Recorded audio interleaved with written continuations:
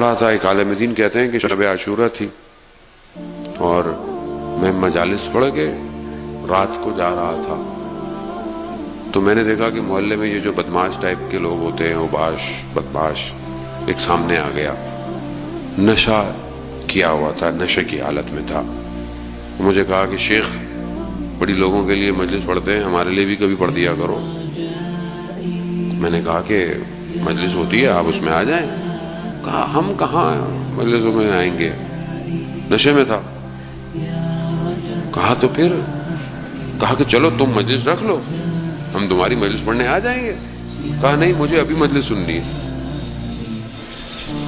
تو مولانا نے کہا کہ شاید ہو سکتا ہے یہی ایک لمحہ اس کو بدل جائے, اور کہا کہ دیکھو بات یہ ہے کہ مجلس کے لیے ممبر ضروری ہے, کرسی چاہیے تاکہ میں بیٹھوں اور پڑھوں. وہ تھا نشے میں, وہ خود جھک گیا. کہا شیخ میں خود ممبر ہوں, میرے اوپر بیٹھ جاؤ. بس یہ بیٹھے کہتا ہے میں نے السلام علیکہ یا ابا عبداللہ کہا. اس کا بدن کانپنا شروع ہو گیا. میں نے ایک اور دفعہ کہا یہ, اور اس سے پہلے کہ یہ گرتا میں نے ختم کیا اور میں اٹھ گیا. یہ آنسوں کو صاف کرتا ہوا اٹھ گیا. کہا شیخ میں تمہیں گھر تک چھوڑ کے آتا ہوں.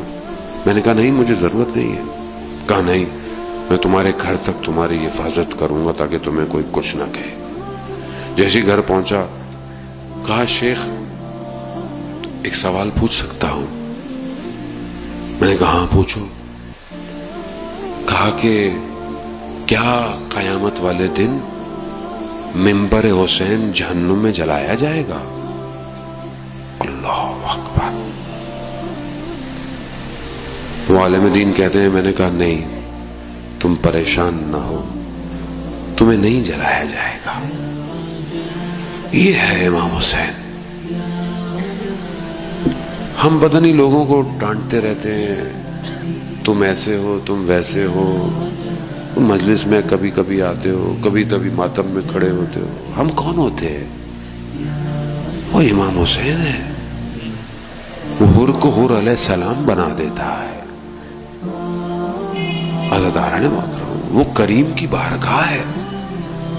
اس کی بارگاہ میں ایک قدم بھی کوئی چل کر آئے, امام حسین اسے بھی لے کے چلے جاتے.